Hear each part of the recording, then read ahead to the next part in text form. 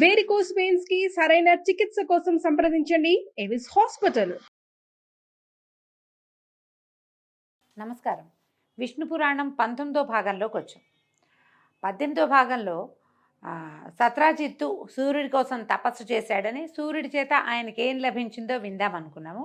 అయితే తనకి కంటి ముందు సాక్షాత్కరించిన సూర్యభగవానుడిని చూసి ఎంతో సంతోషించిన సత్రాజిత్తు, దేవా, నీ ప్రచండ తేజోమూర్తిని చూడలేకపోతున్నాను, ప్రసన్నమూర్తిగా నన్ను ఆదరించు, నన్ను కరుణించు అని కోరుకునేసరికల్లా ఆయన పరమ ప్రసన్నమూర్తిగా సూర్యభగవానుడు ప్రత్యక్షమయ్యాడు. నీ భక్తికి మెచ్చాను, వరం కోరుకోమంటే నీ కంఠంలో ఉన్న దివ్యరత్నమైనటువంటి ఆ శమంతకమణిని నాకు ఇవ్వమని కోరుకున్నాడట. అయితే సూర్యభగవానుని మెడలో వేళ్లాడే రత్నమైనటువంటి శమంతక రత్నాన్ని వరంగా పొందాడు సత్రాజిత్తు. సత్రాజిత్తు ఏం చేశాడట, ఆ రత్నాన్ని తన కంఠమాలికలో వేసుకున్నాడు. దండలో ఆ రత్నాన్ని పొదిగించుకున్నాడు. అది మెడలో వేసుకుని వస్తే అతను వస్తూ ఉంటే ఆ రత్నకాంతులు ఎలా నాలుగు పక్కలకి వెళ్తా అంటే సూర్యుడే దిగి వచ్చినట్టుగా అయిపోతుందట. సూర్యభ్రాంతిని కలిగిస్తుంది. ఆయన తిరిగి వస్తూ ఉంటే ద్వారకాపురవాసులంతా ఆశ్చర్యపోయి సూర్యభగవానుడు వస్తున్నాడని కృష్ణుని పిలిచి చెప్తున్నారట, దేవా సూర్యుడే వస్తున్నాడంటే త్రికాలవేది అయిన శ్రీకృష్ణ పరమాత్మ చిరునవ్వుతోటి వాళ్ళకి ధైర్యం చెప్తూ, సూర్యుడి కాదు, సూర్యుని వలన ఒక రత్నాన్ని పొంది సత్రాజిత్తుడు అతన్ని దాన్ని తన మెడలో వేసుకొని వస్తున్నాడు, ఆ రత్నకాంతులే మీకు సూర్యభ్రాంతిని కలిగించాయని అందరినీ శాంతపరిచాడట. సత్రాజిత్తు తన ఇంటికి వచ్చి హాయిగా ఉన్నాడు. ఆ మణి దినానికి 8 బారుల బంగారము ధనము ఇస్తూ ఉండగా ఈ సత్రాజిత్తు అతిథులకి, అభ్యాగతులకి, యాచకులకి సంతృప్తిగా వినియోగిస్తూ నలుదిక్కుల పేరు పెంపులతోటి ప్రసిద్ధుడయ్యాడట. ఈ సమంతకమణి ప్రభావం వల్ల అతివృష్టి, అనావృష్టి, క్రూర జంతు బాధ, శత్రుపీడ ఇలాంటి దోషాలేమీ లేకుండా సత్రాజిత్తు ఉన్నటువంటి ఆ రాష్ట్రము ఆనంద నిలయంగా రాణిస్తూ ఉండేదట. ఇలా ఉండగా ఒకనాడు శ్రీకృష్ణుడు ఆప్తులందరినీ రావించి ఆలోచించాడట. రాజైన ఉగ్రసేనుడి దగ్గర రత్నం ఉండటం సమంజసం కదా అని మాట్లాడుకున్నారు. అయితే ఆయన కొంచెం సందేహించాడు ఆ మాట చెప్పడానికి. కథ కొంచెం తేడాగా కనపడుతుందండి. కొద్దిగా ఒక వాక్యమే. బలవంతంగా అడిగి తీసుకోవడం, ఇవ్వు రాజుకి ఇచ్చేయి అని అడిగితే బాగుండదేమోనని ఆయన వెనక్కి తగ్గాడట. అయితే శ్రీకృష్ణుడు పురప్రముఖులతో కొంతమందితో ఇలాంటిది ఆలోచించినట్టు సత్రాజిత్తుకు తెలిసింది. మనసులో ఒక రకమైన కలత రేగింది ఆయనకి. సరే ఇవ్వమని కృష్ణుడు స్వయంగా అడిగితే ఇవ్వటమే, ఇవ్వనంటే విరసంగా ఏదైనా జరుగుతుందేమో, బలవంతులతో పగ బతుక్కి చితుకు అని ఆలోచించి తమ్ముడైన ప్రసేనజిత్తుడిని పిలిచి ఆ శమంతకమణిని అతనికి ఇచ్చి దీన్ని కృష్ణుడికి ఇవ్వాలని చెప్పాడు. ప్రసేనుడు అన్న దగ్గర సరే అన్నాడు, కానీ ఇవ్వకుండా తన కంఠహారంలో లాగా ధరించి తిరుగుతూ ఉండేవాడట.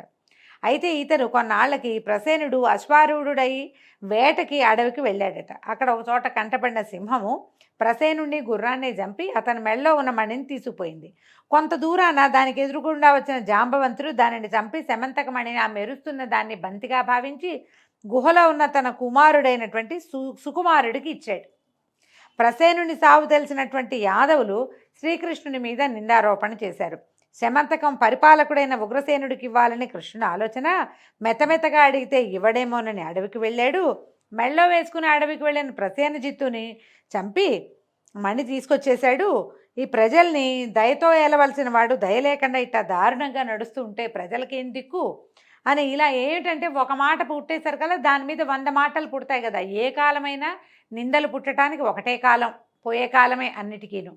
అయితే క్రమంగా ఈ వాక్కులు, మాటలు మారుతూ, నోర్లు చెవులు మారుతూ శ్రీకృష్ణ పరమాత్మ చెవినబడింది. ఈయన ఏం చేశాడట, కొంత సైన్యాన్ని వెంట పెట్టుకుని ఆ ప్రసేనుడు వెళ్ళిన మార్గం వైపుకి అతను ఏ అడవికి వేటకెళ్ళాడో అక్కడికి వెళ్ళాడు. వెళ్తే అవి తిరిగి చూసిన తర్వాత చచ్చిపడి ఉన్న ప్రసేనుని కళేబరము వెంట వచ్చిన వారికి అడుగులు గుర్తించి చూపించాడు. ఇదిగో ఇక్కడ ప్రసేనుడి శవమే ఇది అని గుర్తుపట్టారు. అయితే అక్కడ కొంత దూరంలో ఓ సింహం చచ్చిపడి ఉంది. అక్కడి నుంచి అడుగులు జాడని చూస్తే ఒక కొండ గుహ దగ్గరికి వెళ్ళి అక్కడ చూశాడు. బల్లూకపు అడుగులు కనపడుతున్నాయి అని ఆలోచించి సైన్యాన్ని బయటే ఉంచి ఆయన లోపలికి వెళ్తే వివిధమణి ప్రభాభాసమై ఉన్న జాంబవంతుని భవనం కనిపించింది. అక్కడ లోపల కొండ గుహ లోపల ఎన్నో మణులతోటి అలంకరించినటువంటి ఇది కనపడిందట. లోపలికి ప్రవేశిస్తే ఒక దాది చిన్న బాలుని ఒళ్ళో పెట్టుకుని లాలిస్తూ అంటోందట, కుమారా, సింహం ప్రసేనుణ్ణి చంపగా సింహాన్ని జాంబవంతుడు చంపి తెచ్చిన ఈ శమంతకమణి ఇక నీదేరా, ఏడవకు నాయనా ఏడవకు అని పిల్లవాడిని లాలిస్తోందట. ఆ మాట విన్న కృష్ణుడు ఎదురుగుండా చూశాడు. ఈ సుకుమారుడు అని బాలుడితో మెడలో మిరుమిట్లు గొలుపుతున్న శమంతకమణి సూర్యబింబం వెలుగుతున్నట్టుగా ఉంది. అయితే ఒక ముందడుగు వేసి ఆ కుమారుడి మెడలో ఉన్న మణిని తీశాడట. ఆ మణిని తీసేసరికల్లా దాసి భయంతో కేకలు పెట్టేసరికల్లా లోపల ఉన్న జాంబవంతుడు కోపించి శ్రీకృష్ణునితో 21 దినాలు పోరాడాడు. మనం ఇలాంటి కథే వింటాం, కొంచెం తేడాలతోటి. ఈ లోపల ఇలా యుద్ధం ఉంటే ఈ పైనున్న శ్రీకృష్ణుడు సైనికులు ఒక వారం ఉండి వారం రోజులు ఉన్నారు, కృష్ణుడు రాలేదు, పరలోకానికి వెళ్ళిపోయాడేమోనని భయపడి విచారిస్తూ వెనక్కి తిరిగి ఆ బంధుమిత్రులకి చెప్పారట. వాళ్ళు బంధుమిత్రులు ఏమనుకున్నారు, కృష్ణుడు రాలేదంటే ఏదో జరిగింది విపరీత క్రియ, అందుకే కుదరలేదని పారలౌకిక క్రియలు కూడా చేసేసారు. ఈ శమంతకమణి వల్ల ఇలా అసహ్యంగా జరగకూడని విషయం జరిగిపోయిందట. అలా జాంబవంతునితోటి 21 దినాలు పోరాడగా క్రమంగా తిండి నిద్ర లేక అప్పటికే దిగజారిపోయిన శరీరంతో జాంబవంతుడు పోరాడలేక శ్రీకృష్ణునితోటి ఇట్లా అన్నాడు, ప్రభు, మునుపు శ్రీలంకలో రావణుని సైన్యం రాముని సేనతో పోరాడినప్పుడు కంటపడిన రాక్షసుని ముక్కలు ముక్కలుగా చిదిపి రాముని చేత మన్ననగొన్నవాడను, నాకు మనుష్యుడు ఒక లెక్క, నా పేరు విన్నంతనే దేవదానవ సైనికులకు గుండెల్లో దడబుడుతుంది, అలాంటి నన్ను ఎదిరించి అదిమి నీరసపెట్టిన నిన్ను మానవుడు అనటానికి వీల్లేదు, నన్ను అనుగ్రహించడానికి ఈ రూపాన వచ్చిన శ్రీమన్నారాయణుడివా తండ్రి నువ్వెవరు అని అడిగితే అప్పుడు కృష్ణుడు చిరునవ్వుతో చూసి తన సమాచారాన్ని చెప్పి పోరు వల్ల కలిగినటువంటి బాధను పోగొడుతూ మేనుని నిమరగా జాంబవంతుడు తొల్లిట ఉన్న ముందున్న జవసత్వాలు కలిగిన వాడయ్యాడు. పరమానందంగా కృష్ణుడిని తన మేడలోకి తీసుకుపోయి ఆరాధించాడు. తన కూతురైన జాంబవతినిచ్చి వివాహ పద్ధతిని పలికాడు. వివాహం చేసుకొని ఆయన ఈ కూతురుని ఇచ్చేశాడు. శమంతకంతో పాటు మరికొన్ని వస్తువులు వస్త్రాలు అరణంగా ఇచ్చాడు. అవన్నీ తీసుకుని శ్రీకృష్ణుడు జాంబవతితో సహా ఆనందంగా ద్వారక్కి తిరిగొచ్చాడు. కృష్ణుని చూసి పురవాసులు పరమానంద భరితులై ఆనందించారు. కృష్ణుడు జాంబవతిని మేడలోకి చేర్చి కిందకి వచ్చి సత్రాజిత్తుని రమ్మని కబురు చేశాడు. సత్రాజిత్తు వచ్చాక కృష్ణుడు సమంతకాన్ని సత్రాజిత్తునికి ఇచ్చి జరిగిందంతా చెప్పి తన మీద పడిన నిందని తానే పోగొట్టుకున్నాడు. ఇదే కథ మనం వినాయక వ్రతకల్పనలో చెప్పుకుంటాం. సత్రాజిత్తు బాగా ఆలోచించి ఈ మణి ఎప్పటికైనా నాకు అపాయకరమే, ఏం చేయాలి, దీని మీద కృష్ణుడికి కోరిక కలగకుండా చేయాలి, పైగా ఇప్పుడు ఇలాంటి నింద వేసి ఇంత పొరపాటు జరిగి మధ్యలో అసహ్యకరమైన పారలౌకిక క్రియలు చేయకూడనివి అవి కూడా దీనివల్లే జరిగింది కాబట్టి పెద్దలతో చెప్పి ఒప్పించి ఏం చేశాడు, తన కూతురైన సత్యభామని కృష్ణుడికి ఇచ్చి కళ్యాణం జరిపించాడు. కృతవర్మ అక్రూరుడు శతధన్వుని వద్దకు వెళ్ళి చూసావా సత్రాజిత్తు ఏం చేశాడో, మనలో ఒకరికి ఇస్తానని మునుపు చెప్పి సత్యభామని కృష్ణుడికి ఇచ్చాడు. అంటే ఈ సత్యభామమణిని కృతవర్మకి అక్రూరుడికి వీళ్ళందరికీ ఎవరెవరికో ప్రామిస్ చేశాడనమాట. మనకి ఇస్తానని చెప్పి కృష్ణుడికి ఇచ్చి పెళ్లి చేశాడు. ఈ పని మాకే కాదు నీకు కూడా సిగ్గు కలిగించేదే. దీనికి ప్రతిక్రియ ఏంటంటే వాడి దగ్గరున్న శమంతక రత్నాన్ని అపహరించాలి, ఎట్లా, వాడిని హతమార్చటమే, ఏమంటావు అంటే శతధన్వుడు వాళ్ళ మాటలు విన్నాడు. ఒక నిమిషం ఆలోచించి సరేనన్నాడట. అలా ఉండగా కొన్నాళ్ళు అయిన తర్వాత లక్క ఇంటనున్న పాండవులకు దుర్యోధనుడు హాని కలిగించాలనే ఉద్దేశంతో ఆ ఇంటికి అగ్నిని పెట్టే ప్రయత్నంలో ఉండటం తెలిసి ఆ ఆపద నుంచి వాళ్ళని కాపాడడం కోసం శ్రీకృష్ణుడు ద్వారక నుంచి వారణావతం వెళ్ళాడు. ఎక్కడైతే లక్క ఇల్లు ఏర్పరిచారో అక్కడికి వెళ్ళాడు. శతధన్వుడు తెలుసుకున్నాడు. ఇదే తగిన అదనని ఒకనాటి రాత్రి సత్రాజిత్తుని ఇంటికి వెళ్ళి ఇల్లాలు కుమారులు గోల పెడుతుండగా అతన్ని దారుణంగా చంపి శమంతకమణిని తీసుకెళ్ళిపోయాడు. మనం ఇంకో కథ వింటాం. శమంతకమణిని సత్రాజిత్తు సత్యభామమణితో సహా ఇచ్చేశాడు శ్రీకృష్ణుడికి అని ఇందులో కొంచెం వేరుగా కనపడుతోంది. అయితే ఏం చేశారు, ఈ శమంతకాన్ని పట్టుకుపోయాడు శతధన్వుడు. ఈ కృతవర్మ అక్రూరుడు చేసిన దుర్బోధతోటే శతధన్వుడు ఈ దారుణ కర్మ చేశాడని సత్యభామ అర్థం చేసుకుంది. తగిన వీరభటల్ని వెంటుంచుకుని రథమెక్కి వడివడిగా తోలించి వారణావతానికి వెళ్ళిపోయిందట. భర్త దగ్గరికి వెళ్ళింది. కృష్ణుడిని దర్శించి నమస్కరించి కన్నీళ్ళు ఒత్తుకుంటూ దీనంగా చెప్పింది, మా నాన్నని అర్ధరాత్రి వేళ ఆ శతధన్వుడు వెళ్ళి మా తండ్రిని సంహరించి ఈ వజ్రాన్ని ఈ సమంతకాన్ని తీసుకుపోయాడు అని చెప్పేసరికల్లా ఆయన ఆశ్చర్యపోయి అయిందేదో అయింది సత్యభామ, విచారించుకో, ఆ శతధన్వుడిని హతమారుస్తానని ప్రధారూఢుడై ధర్మరాజాదుల్ని వీడుకొలిపి ఈయన మళ్ళీ వెనకొచ్చాడు ద్వారక్కి. ఆ రాత్రి ఉగ్రసేనుడు బలరాముడు మొదలైన తన వారి వల్ల శతధన్వుని తులువతనం తెలిసి విచారించి కోపించి ఇట్లా అన్నాడట, సూర్యప్రసాదితమైన ఆ రత్నం వల్ల ప్రసేనుడు అరణ్యంలో సింహం చేత చంపబడ్డాడు. ఇప్పుడు సత్రాజిత్తేమో శతధన్వుడి ఖడ్గానికి గురయ్యాడు. అన్నదమ్ములు ఇద్దరు ఇట్లా దుర్మరణం పాలైపోయారు అని అన్నయ్యని చూసి ఆ శమంతకమణి ముల్లోకాలకి ఉపకారకమైనది, ఇక అది మన వద్దే ఉండాలి, ప్రపంచానికి మేలు చేసేది మన దగ్గరే ఉండాలి, దుష్ట శతధన్వుని హతమార్చకపోతే మనకు అపకీర్తి వస్తుందని గట్టిగా అన్నయ్యకి చెప్పాడు. చెప్పేసరికి బలరాముడు అన్నట్ట సరే వాడిని పరిమార్చి ఆ రత్నాన్ని కైవసం చేసుకుంటానని బలరాముడు ప్రతిజ్ఞ చేశాడు. ఈ కథలన్నీ మనకు తెలియదండి, ఇవి కొంచెం కొత్త గాథలు. ఈ సమాచారం శతధన్వుడికి తెలిసింది. భయంతో వణికిపోయాడు. బలరాముడు అంటే మామూలు వాడా?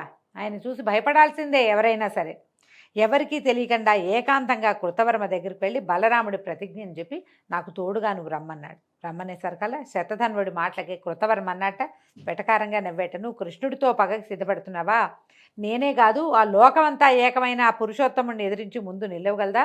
వద్దు వద్దు, దుర్వివాదం చేయొద్దు, మొండిగా ఉన్నావా, నీకు తగిన శాస్తి జరుగుతుంది అనేసరికల్లా ఏం చేయాలి? పో, నువ్వు పరిగెత్తుకుంటూ వెళ్ళి కాళ్ళు పట్టుకుని బాబు నన్ను వదిలేయండి అని ఆ వజ్రాన్ని రత్నం వాళ్ళకి ఇచ్చేయాలి.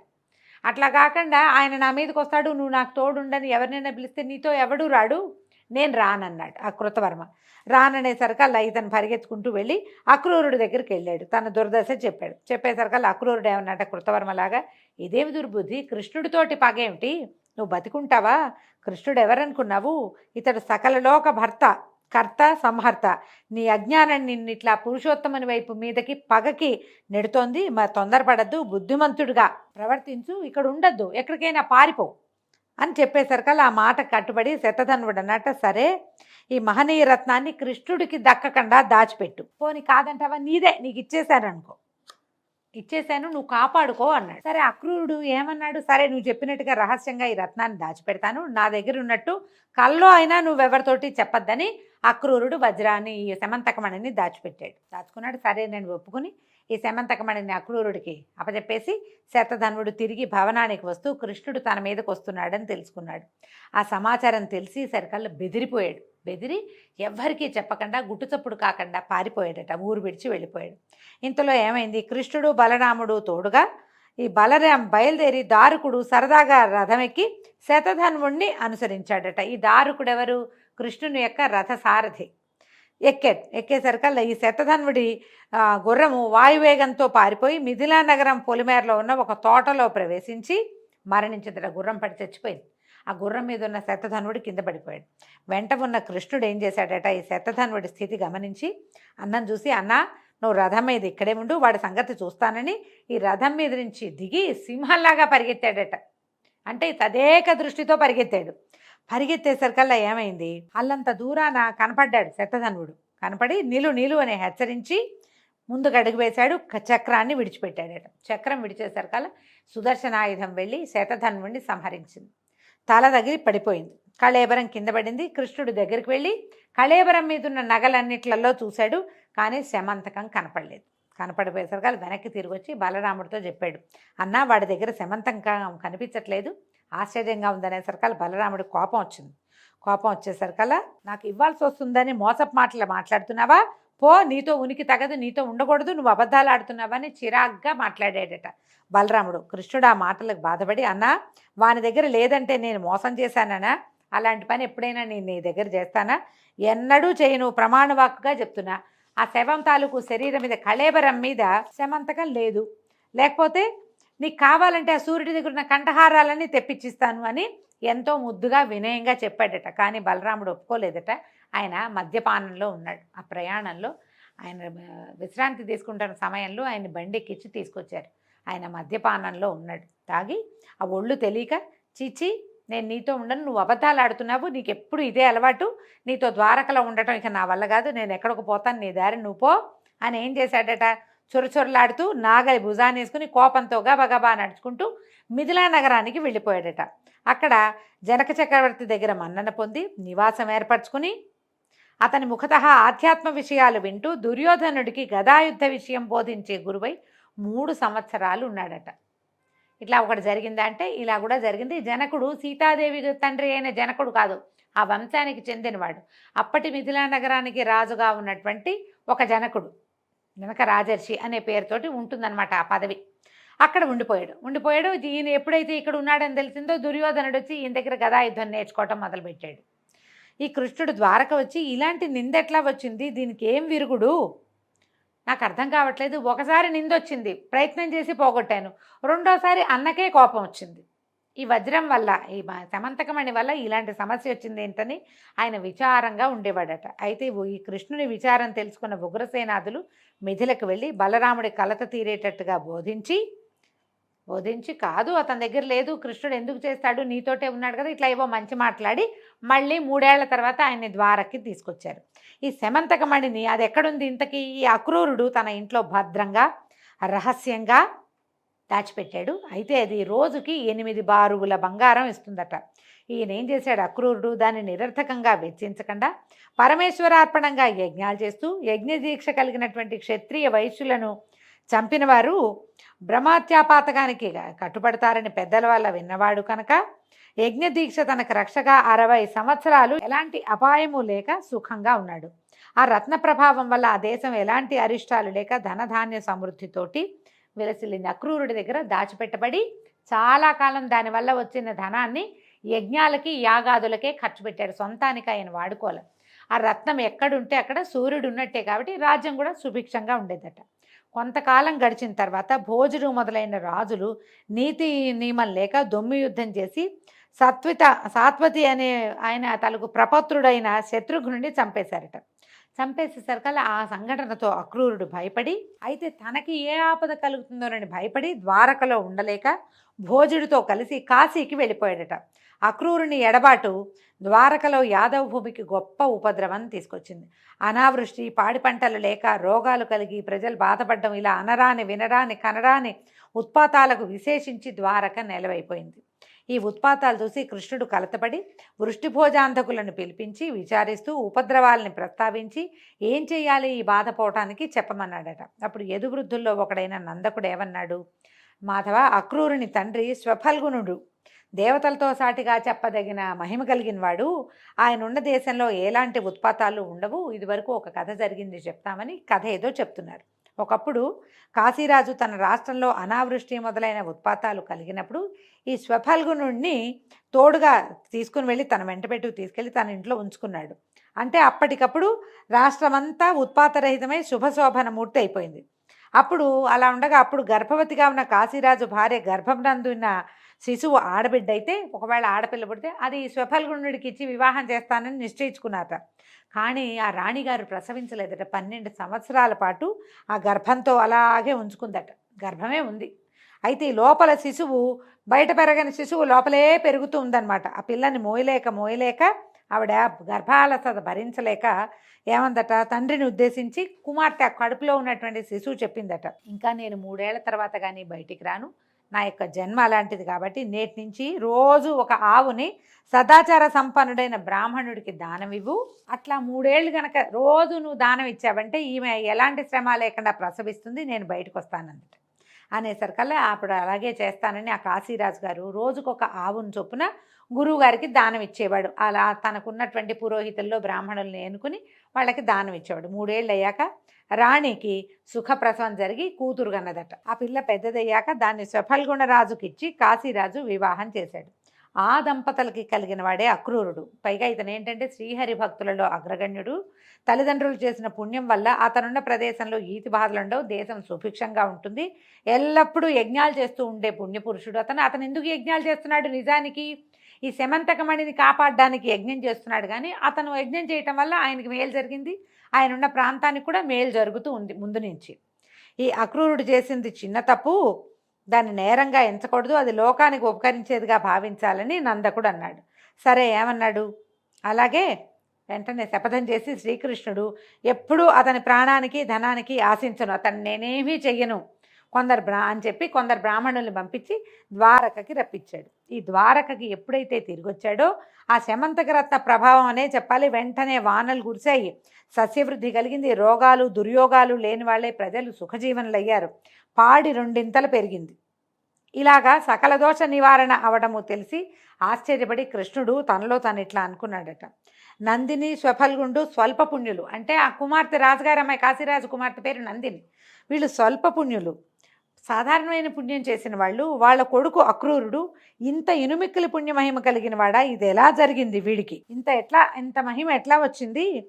అది అలా ఉండని విడవక యజ్ఞాలు చేస్తూ బ్రాహ్మణులకి అపరిమితమైన దక్షిణలు ఇస్తున్నాడు. నాకు తెలియని రీతిగా వీళ్ళకి ఇంత ధనం ఎట్లా వచ్చింది? ఈ మహిమ, ఈ ధన ప్రాబల్యము కలగడానికి మూలం ఖచ్చితంగా శమంతకమే, సందేహం లేదని అనుకుని అప్పుడు ఆ ఆప్తుల్ని పంపించి అక్రూరుని రప్పించాడట. వాటితో పరిహాసాలాడుతూ అవి ఇవి ఆటలాడడం ప్రారంభించాడు. తర్వాత కాసేపు విశ్రాంతి తీసుకుని కబుర్లు చెప్పుకున్నాక, అక్రూరా, పుణ్యాత్ముడివి నువ్వు, సూర్యుడిచ్చిన శమంతకమణి నీ దగ్గర ఉంది, లేకపోతే ఇన్ని యజ్ఞాలు, దానాలు, ధర్మాలు చేయటానికి ధనం నీకెక్కడిది? చూడు, నా మాట విను, అది నీ దగ్గర ఉందన్న నమ్మక నా మీద అపనింద వేస్తున్నారు, నా మీద పడిన అపనిందని పోగొట్టు, ఈ మణిని తెచ్చి అందరికీ చూపించు అనగానే కృష్ణుడు వాటకి బెదిరిపోయాడట. అక్రూరుడు కాసేపటికి సర్దుకుని ఈ మణి నా దగ్గర ఉందని కృష్ణుడు ఎట్లా గ్రహించాడు? ఎప్పుడో గ్రహించి కూడా ఇప్పుడు బయట పెట్టాడా? సరే, నేను అలాగే దాచి ఉంచితే లేదని తప్పుడు మాట్లాడితే వదులుతాడా నన్ను? భయం వేస్తోంది ఓ పక్కన అని. అలాగని అబద్ధం చెప్తే ప్రాణం మీద తెచ్చుకోవటమే, ఎందుకు వచ్చిందని ఆ పట్టుదట్టిలో మూటగట్టి ఉంచిన శమంతకాన్ని తీసుకొచ్చి కృష్ణుడికి అప్పచెప్పాడట. ప్రభాత భాస్కర భాసమానమైన సామాన్య దృష్టితో చూడరానిదై అందము పొగడ్తలకు ఆలవాలమై ఉన్న శమంతక రత్నం శ్రీకృష్ణుని చేతిలోకి చేరేసరికి మరింత వెలిగిపోతూ కళకళలాడిపోవటం మొదలుపెట్టిందట. మామూలుగానే దానికి ఎంతో వెలుగుంది, భగవంతుని యందు చేరేసరికి ఇంకా వెలుగొచ్చిందట దానికి. అక్కడున్న వాళ్ళంతా ఆశ్చర్యపోయారు. జయజయధ్వానాలు చేస్తే అక్రూరుడు అన్నాడట, అయ్యే కృష్ణ, నీ దయ నాపై ఉన్నందువల్లే ఈ దివ్యరత్నం నా వద్ద ఉండటం జరిగింది. విశేషించి నాకు ఇంత సంపద కూడా కలిగింది. కాకపోతే ఇట్లా జరుగుతుందా? ఈ రత్నం మీద ఆశతో ప్రసేనుడు, సత్రాజిత్తు, శతధనుడు చనిపోయారు. నా మనసులో బాధ అదే, ప్రాణహాని జరుగుతుంది దీనివల్ల అని భయంగా ఉంది. సరే, ఆ బాధ నేటితో తీరిపోయింది. నేను నా వద్ద ఉంచుకోవటం లోకోపకారం కోసమే. నువ్వు అడిగితేనే కానీ స్వయంగా నేను నీకు ఇవ్వదలుచుకోలేదు. దాచిన పదార్థం అడిగితే కానీ ఇవ్వకూడదని పెద్దల మాటట. అడిగావు, సమర్పించా, ఇక నాకే గొడవ లేదు. నీ కోరిక ప్రకారం కానీ నేను నిన్ను మనసులో ఆరాధించే భక్తుడిని, నన్ను కరుణించమన్నాడు. అప్పుడు ఏం చేశాడు? ఈ కృష్ణుడు ఆదరంగా మంచి మాటలతో అతను ఆనందపరిచాడు. ఈ శమంతకం మీద ఉన్న ఆశతోటే బలరాముడు ఈ మణి కోసమే ఊరు విడిచి వెళ్ళాడు. ఆ రోజు అంతే కదా, నువ్వు నాకు ఇవ్వాల్సి వస్తుందని, నువ్వు అబద్ధం చెప్తున్నావని తమ్ముడితో దుర్భాషలాడి ఆయన మిథిలా నగరానికి వెళ్ళిపోయాడు. మా నాన్న సొమ్ము నాకే చేరాలని సత్యభామ కోరిక అని ఆలోచించి, ఈ గృహకలహం ఎందుకు, ఇప్పుడు ఆ వజ్రం, ఆ శమంతకమణి బలరాముడికి ఇస్తే అన్నయ్య నిందబాపుకోవచ్చు, కానీ మా నాన్నది నాకు ఇవ్వకుండా ఆయనకి ఎందుకు ఇచ్చారని సత్యభామ అనుకుంటుంది. వీళ్ళిద్దరికీ పోట్లాట వస్తుందని ఏమన్నాడంటే, అయ్యా అక్రూరా, ఇది బ్రహ్మచర్యాన్ని నిరాఘాటంగా పరిపాలించే వాళ్ళ దగ్గరే ఉండాలి, కానీ గృహస్థుల దగ్గర ఉండకూడదు. నాకు లెక్కకు మిక్కిలిగా ఉన్న కాంతలతో ఉన్న నా దగ్గర అసలు ఉండకూడదు. నన్నే ఎంతో ప్రేమగా చూస్తూ ఎడబాయకుండా ఉండే సత్యభామ కూడా ఇది తగదు. ప్రతిదినము ఎంతో కొంత మద్యపానం చేసే అలవాటు ఉన్నటువంటి బలరాముడి దగ్గర కూడా ఇది ఉండకూడదు. నిష్కల్మషుడివి, బ్రహ్మచర్యం విడువక పాలించేవాడివి, పరమ భాగవతోత్తముడివి, నువ్వే దాన్ని భరించు, అనాయాసంగా భరించగలుగుతావు అని ఇచ్చేశాడట. దాంతో అక్రూరుడు సంతోషంగా దాన్ని తీసుకుని కృష్ణుడితో చెప్పి తన నివాసానికి వెళ్ళిపి అప్పటిదాకా దాచిపెట్టినటువంటి ఈ శమంతక రత్నాన్ని తన కంఠమాలికలలో చేర్చి ధరించడం మొదలుపెట్టాడట. ఈ విధంగా తనకు కలిగిన నిందను పోగొట్టుకున్నటువంటి కృష్ణుడు ప్రశాంత చిత్తుడై ఉన్నాడు. ఈ కథ వినిన వారు ఎలాంటి అపనిందలు పొందక మంచి పేరు కలవారై పుత్రపౌత్రాభివృద్ధిగా ప్రమోదంగా జీవితం గడుపుతారు. మనము ఒక చిత్రమైన వృత్తాంతాన్ని వింటామండి. అదే వృత్తాంతం తాలూకు తరువాయి భాగాన్ని ఈరోజు విష్ణు పురాణంలో విన్నాం. దీంతో సెలవండి. రేపు ఉదయం తరువాయి భాగంలో మళ్ళీ కలుసుకుందాం. నమస్కారం.